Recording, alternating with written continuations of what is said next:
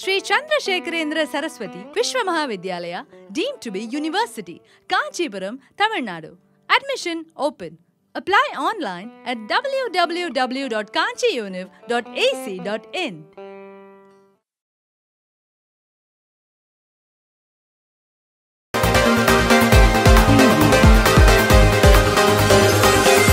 ప్రముఖ హిందీ పండితులు Eluru cooperative urban bank మాజీ చైర్మన్ సాహిత్యవేత్త పాండురంగారావు 12/5/2025 ఉదయం హైదరాబాద్లో మృతి చెందారు.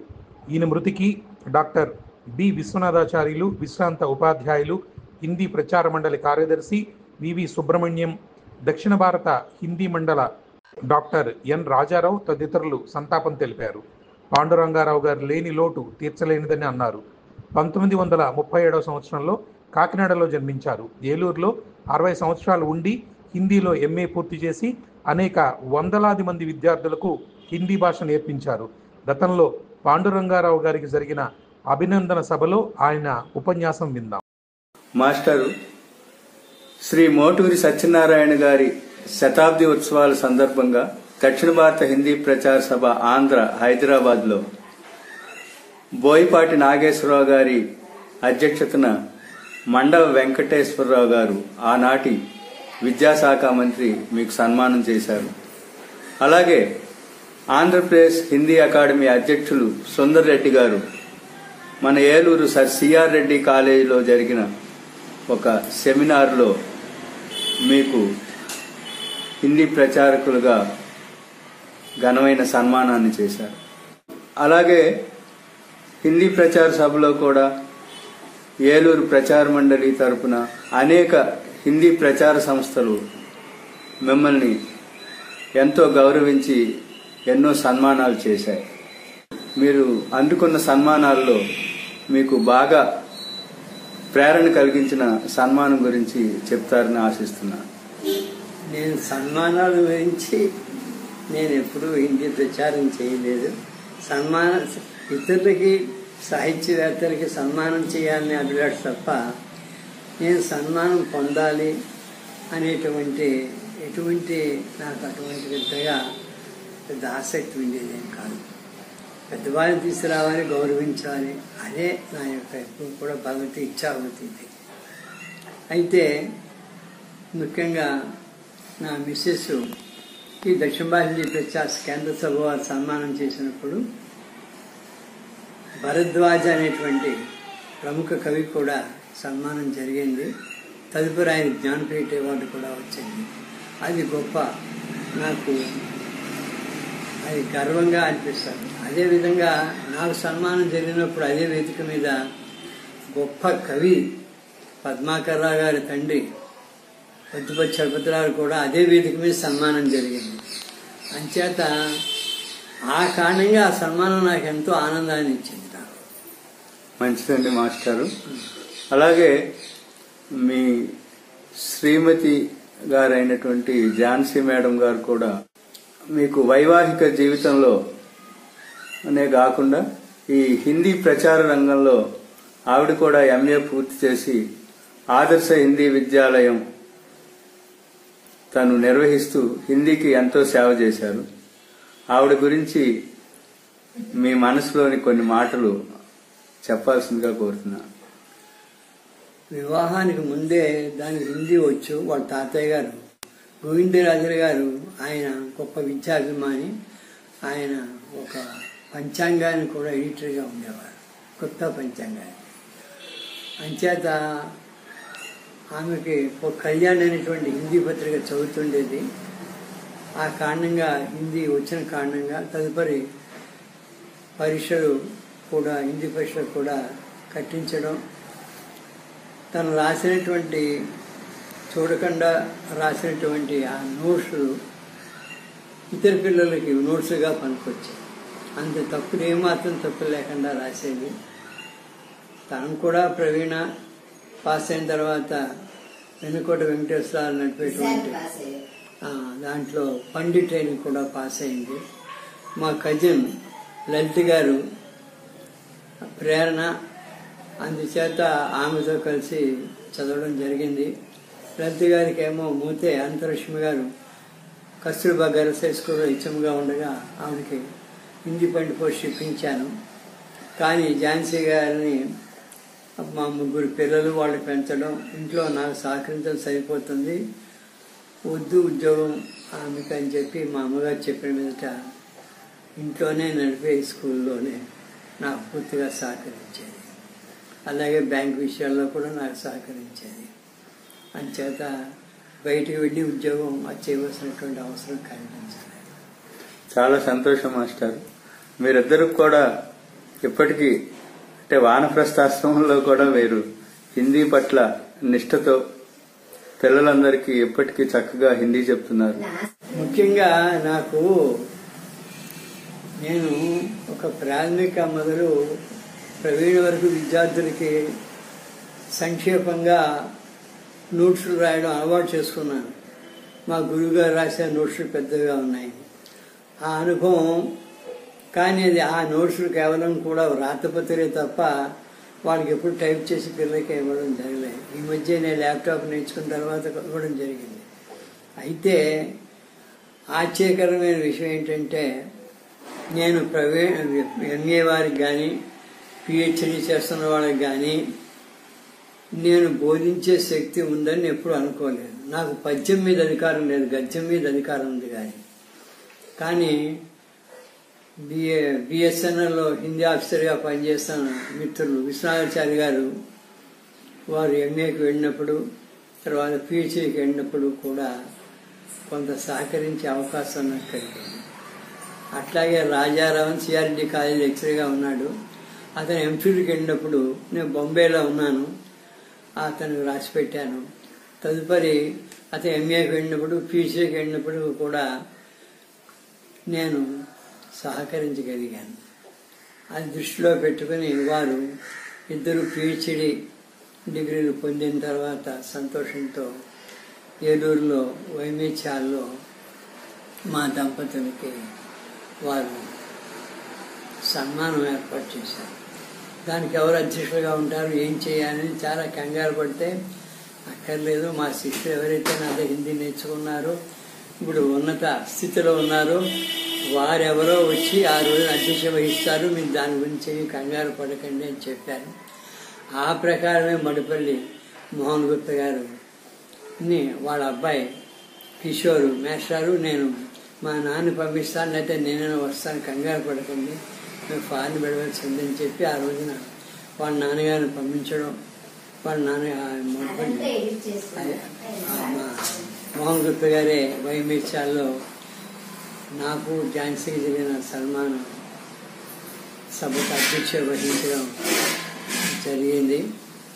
అది హిందీ విద్యార్థి సాంస్కృతిక సమ్మేళనం యొక్క 50వ వార్షికోత్సవం సందర్భంగా అది వారు ఏర్పాటు చేశారు. రాజారావు గారు విశ్వనాథాచారి గారు దోమే 11 కా బల హోతా హై అని వారిద్దరూ పూనుకొని చేశారు. కేవలము వారి సెల్ ఫోన్లో నా శిష్యులకి ప్రశిష్యులకి వారు ఆహ్వానం పంపించారు.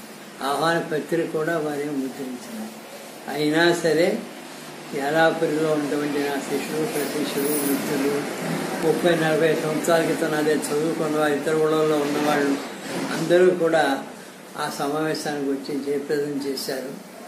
అది మా జీవితంలో అనుకోని విధంగా హఠాత్తుగా మాకు భవ్యమైనటువంటి సన్మానం జరిగింది.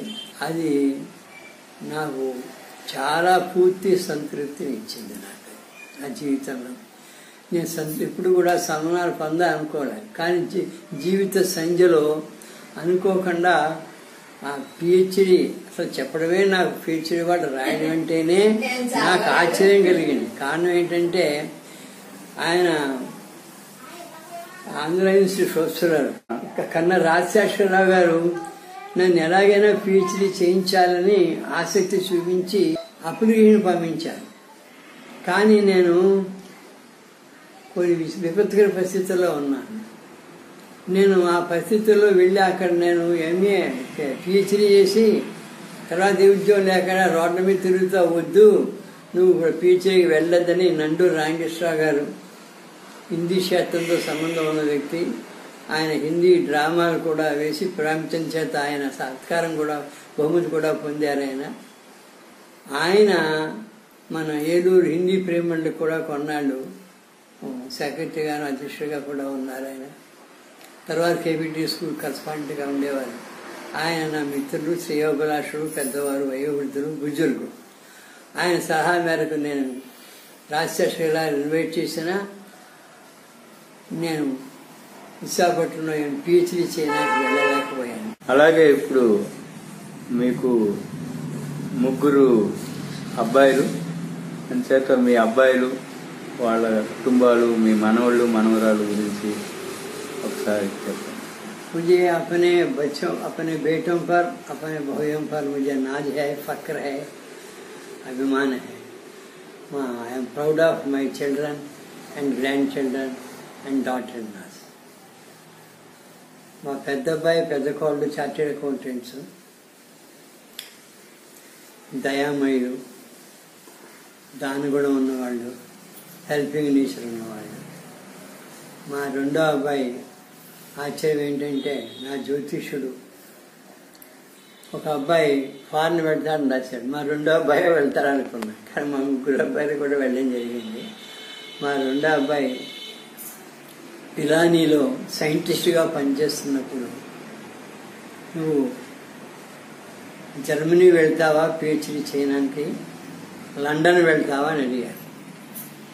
జర్మనీకి వెళ్ళాలంటే 6 నెలలు జర్మన్ లాంగ్వేజ్ నేర్చుకున్నాక ఒక్కడిగా వెళ్ళాలి, ఫ్యామిలీని తీసుకున్నాక వీల్లేదు. అప్పుడు లండన్లో బ్రైటాన్ యూనివర్సిటీలో, లండన్కి 40 కిలోమీటర్ల దూరంలో బ్రైటాన్ యూనివర్సిటీ పెద్ద యూనివర్సిటీ ఉంది. ఆ యూనివర్సిటీలో ఎలక్ట్రానిక్స్ మీద పిహెచ్డీ చేయడానికి మా అబ్బాయిని వాళ్ళు పంపించారు. సెంట్రల్ గవర్నమెంట్ వారు ఐక్యరాజ్య సమితి స్కాలర్షిప్ మీద పంపించారు. 3 సంవత్సరాలు చదువుకోవడానికి. 3 సంవత్సరాలు మా అబ్బాయి అక్కడ చదువుకోవడం, అక్కడ మనవాళ్ళు ఎవరు ఉండరు, అక్కడ ఉద్యోగం చేస్తే ఉపయోగం ఏంటని చెప్పి మళ్ళీ హైదరాబాద్ నగరానికి వచ్చేయమన్నాం. ఏ కంపెనీలో చేరారో అదే కంపెనీలో ఈ రోజు వరకు పనిచేయడం. ఇప్పుడు 6 దేశాలకి ఇంచుమించు 6 దేశాలకి ప్రతినిధిగా మా అబ్బాయి ఉన్నాడు. ఆ కంపెనీని జర్మనీ కంపెనీకి అమ్మవేశారు. అంతే జర్మనీ వెళ్ళాడు, జపాన్ వెళ్ళాడు, కొరియా వెళ్ళాడు. అతను ఇప్పుడు కేవలం హైదరాబాద్ నగరానికి CEO కాదు, 6 దేశాలకి ప్రతినిధిగా ఇప్పుడు మాటికి కూడా అమెరికా వెళ్ళవలసి వస్తుంది. వాడు గొప్ప క్రీడాకారుడు కూడాను. వాడి మంచి టెన్నిస్ కూడా ఆడుతున్నాడు. అంతపూర్ అనే రకాల ఆటలు ఆడేవాడు. అంచేత వాడు కూడా నేను గర్వించదగినటువంటి కుమారుడు. మా యొక్క మంచి చెడ్డలు మా దేఖ్భాల్ కర్తే. మా 3వ అబ్బాయి శ్రీకాంత్, వాడు కూడా చివరిలో ఆస్ట్రేలియాలో పనిచేశాడు. 3 అబ్బాయిలు సత్యనారాయణమూర్తి, ఆయన బుజ్జి.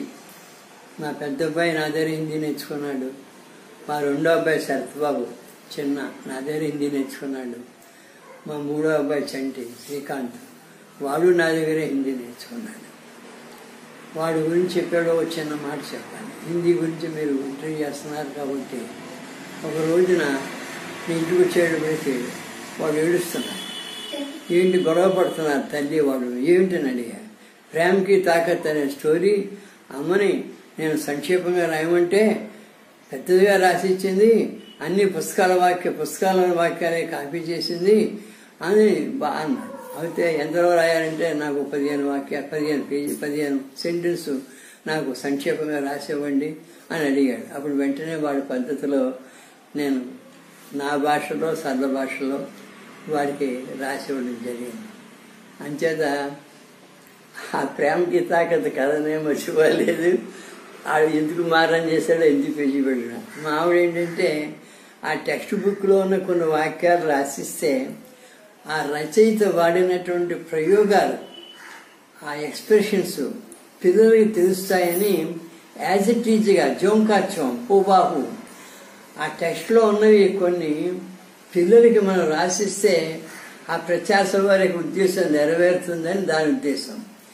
పిల్లలు చాలా తేలిగ్గా ఉంటే త్వరగా రాసి పాస్ అవ్వచ్చని వాళ్ళ ఉద్దేశం. అందుచేత అది దృష్టిలో పెట్టుకుని తదుపరి నేను ఎవరికి నోట్స్ రాసినా సరే యానిటేషన్స్లో ఆ రచయిత యొక్క, ఆ కవి యొక్క, ఆ నాటకకర్త యొక్క, ఆ నాటకారి యొక్క ఆ ఉద్దేశాన్ని దృష్టిలో పెట్టుకుని కొన్ని యానిటేషన్స్ కాంటెస్ట్లు కూడా యాజ్ ఇట్ ఈజీగా నా నోట్లో దించేవాడిని. దానివల్ల వాళ్ళకి ఆ భాష మీద పట్టు రావడమే కాదు, నేను హిందీ విద్యార్థి సంస్థ మీద వార్షికోత్సవ సమయంలో నేను హిందీ డ్రామాస్ వేయించినప్పుడు వాళ్ళు చక్కగా కొన్ని అవసరమైతే వాళ్ళు ఆ వేదిక మీద మర్చిపోయినా సరే సంభాషణలు వారు వెంటనే అల్లుకొని వారు అక్కడ సంభాషణలో లోపం రాకుండా హరించేవారు. అలాగే మన అతను పిల్లల గురించి అంచేది మా ముగ్గురు పిల్లలు కూడా మా పెద్ద అబ్బాయి కూతురు సిగ్ధహాస MBBS ఫైనల్ బాగా మార్కులు వచ్చాయి, మంచి మార్క్స్ వచ్చాయి, ఫస్ట్ క్లాస్ వచ్చింది. ఒక దాంట్లో జనరల్ మెడిసిన్లో ఇంకా ఎక్కువ మార్కులు వచ్చాయి, గోల్డ్ మెడల్ ఇచ్చి సత్కరించారు ఈ మధ్య. ఇప్పుడు ఔషధజనిగా పనిచేస్తుంది. మా సత్యబాబు కొడుకు, సత్యబాబు సైంటిస్టు, తర్వాత వాడు సాఫ్ట్వేర్ హార్డ్వేర్ ఇంజనీర్. వాడి కొడుకు కూడా శ్రీకాంత్ పిల్లలు శ్రియా సాకేత్. శ్రియా లాయర్ అవుదారుకుంటుంది, అడ్వకేట్. దానికి కూర్చొని తీసుకుంటుంది, ఇంటర్ చదువుతుంది. ఈరోజు ఉదయం తెల్లవారుజామున 3:30 గంటలకు హైదరాబాద్లో శ్రీ వెత్స పాండురంగారావు గారు స్వర్గస్థులైనారు. వారి ఆత్మకు భగవంతుడు శాంతి ప్రసాదించాలని కోరుకుంటున్నాము. కుటుంబ సభ్యులకు ప్రగాఢ సంతాపం తెలియజేస్తున్నాము. ఇట్లు ఆయన వద్ద హిందీ నేర్చుకున్న వందలాది శిష్య ప్రశిష్యులు, అర్బన్ బ్యాంక్ సెక్రటరీగా, చైర్మన్గా ఆయన అందించిన విశిష్ట సేవలు అందుకున్న వేలాది మంది కస్టమర్లు, బ్యాంకు సిబ్బంది, ఏలూరు ప్రజానీకం. Doctor B Viswanathachari, ex director urban bank, VV Subrahmanyam, Hindi pandit, secretary Hindi Prachar Mandali, Paschima Godavari జిల్లా, member Telangana Andhra DBHP Sabha, doctor N Rajarao, EC member Telangana Andhra Dakshina Bharat Hindi ప్రచార సభ శాఖ, హైదరాబాద్.